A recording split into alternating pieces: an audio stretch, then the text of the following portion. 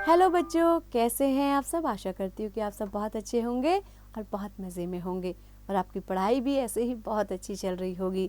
तो बच्चों, आपकी इसी पढ़ाई को ध्यान रखते हुए आज हम पढ़ रहे हैं एक बहुत ही महत्वपूर्ण पाठ जिसका शीर्षक है चमकते सितारे, यानी कि शाइनिंग स्टार्स जिसको आप कहेंगे। तो चमकते सितारे कौन कौन से हैं हमारे देश के बच्चों, आइए जानते हैं उनके बारे में। आप सभी ध्यान से सुनिए। सबसे पहला चमकता सितारा है पीवी सिंधु। क्या आपने इनका नाम सुना है बच्चों? अगर नहीं सुना तो ध्यान से सुनिए।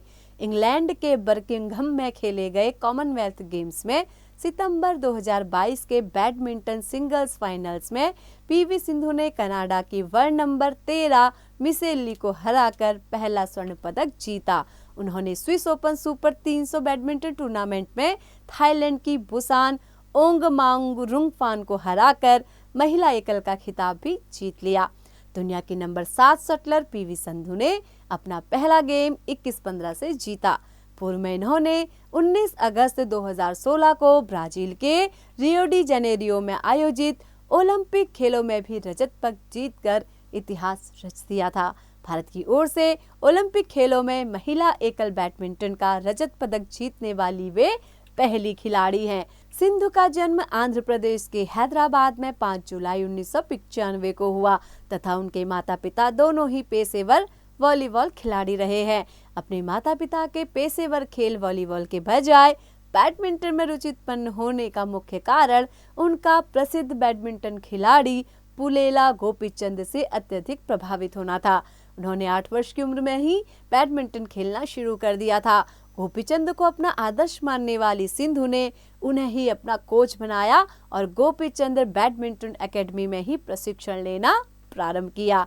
MBA की छात्रा रही पीवी सिंधु अत्यधिक परिश्रमी हैं तथा प्रतिदिन सुबह 4:15 बजे से बैडमिंटन का नियमित अभ्यास करती हैं। उन्हें वर्ष 2016 में भारत के सर्वोच्च खेल पुरस्कार राजीव गांधी खेल रत्न, अब मेजर ध्यानचंद खेल रत्न पुरस्कार से सम्मानित किया जा चुका है। इसके अतिरिक्त उन्हें पद्मश्री सम्मान भी प्राप्त हो चुका है। अभी तक वे अनेक राष्ट्रीय एवं अंतर्राष्ट्रीय खिताब जीत चुकी हैं। तो बच्चों, अब हम जानते हैं साक्षी मलिक के बारे में। तो बच्चों, साक्षी मलिक हरियाणा के रोहतक में 3 सितंबर 1992 को साक्षी मलिक का जन्म हुआ था। इन्होंने इंग्लैंड बर्मिंघम में आयोजित कॉमनवेल्थ गेम्स 2022 में वुमेन्स 62 किलोग्राम भार वर्ग के फाइनल मुकाबले में कनाडा की एना गोडिनेज गोंजालेज को बाई फॉल के द्वारा 4-4 से हरा दिया।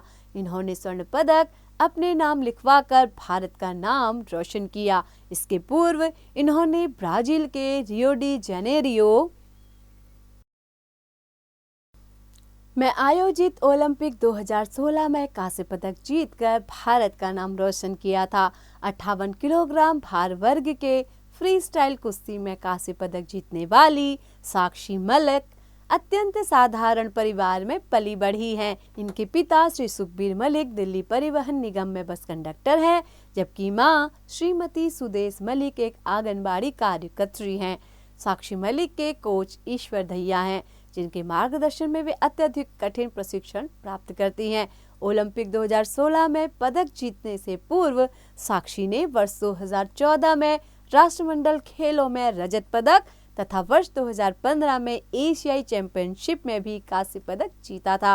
वर्ष 2016 में खेल के क्षेत्र में उल्लेखनीय योगदान के लिए साक्षी मलिक को बैडमिंटन खिलाड़ी पीवी सिंधु, जिम्नास्ट दीपा कर्माकर एवं निशानेबाज जीतू राय के साथ भारत के सर्वोच्च खेल पुरस्कार राजीव गांधी खेल रत्न से सम्मानित किया गया है।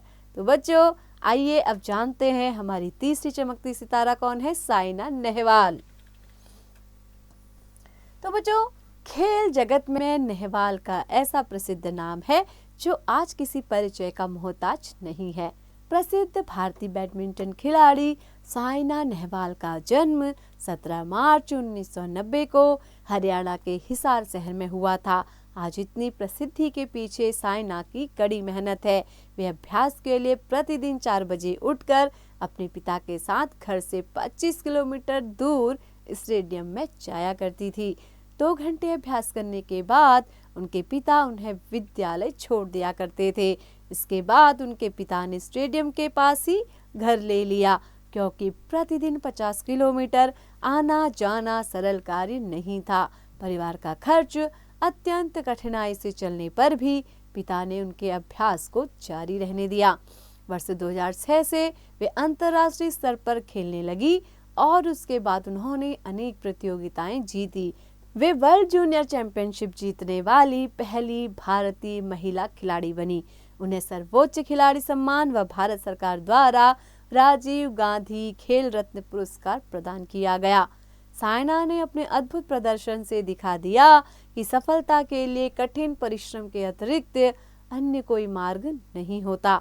आज समूचे भारत को उन पर गर्व है। तो बच्चों, आइए अब जानते हैं हमारी चौथी जो सितारा है वो कौन है। वो है कल्पना चावला। तो बच्चों, कल्पना चावला का जन्म सन 1962 में हरियाणा के करनाल शहर में हुआ था। कल्पना बचपन से ही कर्मठ एवं बुद्धिमती थी। कल्पना की खेलों में भी बहुत रुचि थी। जब वे 11 वर्ष की थी तभी से अपने पिता के साथ फ्लाइंग क्लब जाकर छोटे पुष्पक विमान में उड़ान भरा करती थी। वे अक्सर कागजों पर हवाई जहाज का चित्र बनाकर उसमें रंग भरती। नासा के 1 वर्ष के कठिन प्रशिक्षण के बाद वे अभियान विशेषज्ञ बन गई। 19 नवंबर 1997 को पहली बार उनका अंतरिक्ष यात्रा का सपना साकार हुआ। जनवरी 2003 को वे दोबारा अंतरिक्ष यात्रा पर गई। बस यह यात्रा उनके जीवन की अंतिम यात्रा बन गई।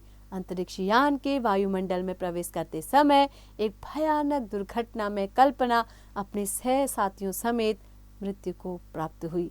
फरवरी 2003 को अंतरिक्ष के लिए जन्मी कल्पना चावला अंतरिक्ष में ही विलीन हो गई। उनकी महान उपलब्धियां युगों युगों तक भारतीय बालिकाओं को प्रोत्साहित करती रहेंगी। यानी कि वो हमारे लिए क्या है, एक प्रेरणा की स्रोत है बच्चों। अब हम पढ़ते हैं आगे एक नई सितारा बछेंद्री पाल के बारे में। आप जानते हैं बछेंद्री पाल कौन थी? अगर नहीं जानते हैं तो ध्यान से सुनिए बच्चों। भारत की जिस महिला के समक्ष माउंट एवरेस्ट छोटा नजर आने लगा, उस महिला का नाम है बछेंद्री पाल। बछेंद्री पाल का जन्म 24 मई 1954 को उत्तराखंड के उत्तरकाशी में हुआ था। किसी विद्यालय की अध्यापिका बनने की बजाय बछेंद्री ने जब पर्वतारोही बनने का निर्णय लिया, तब उन्हें अपने परिवार व संबंधियों के भारी विरोध का सामना करना पड़ा। पर्वतारोहण का पहला मौका उन्हें स्कूल के सहपाठियों के साथ 12 वर्ष की अल्पावस्था में मिला। यानी कि बहुत छोटी अवस्था में उन्होंने क्या किया था? पर्वतारोहण किया था। 1982 में एडवांस कैंप के तौर पर उन्होंने गंगोत्री और रुदुगैरा की चढ़ाई पूरी की। 1984 में भारत के चौथे एवरेस्ट अभियान में उन्होंने एवरेस्ट की चोटी पर सफलतापूर्वक कदम रखा और सागरमाथा पर भारत का तिरंगा फहरा दिया। इसी के साथ वे एवरेस्ट पर सफलतापूर्वक कदम रखने वाली भारत की पहली महिला और दुनिया की 5वीं पर्वतारोही बन गई। तो बच्चों, आपने इस पाठ में देखे हमारी नारी शक्तियाँ, हमारे देश की नारी शक्तियों के बारे में आपने बहुत कुछ जाना, समझा कि वे हर क्षेत्र में प्रवीण है, हर क्षेत्र में कुशल हैं और नए नए कीर्तिमान कर रही हैं। तो बच्चों, आशा करती हूँ कि आप भी इससे सीख अवश्य लेंगे। तो बच्चों, ऐसे ही पढ़ते रहिए, आगे बढ़ते रहिए और हाँ, इसका अभ्यास कार्य आप स्वयं करेंगे।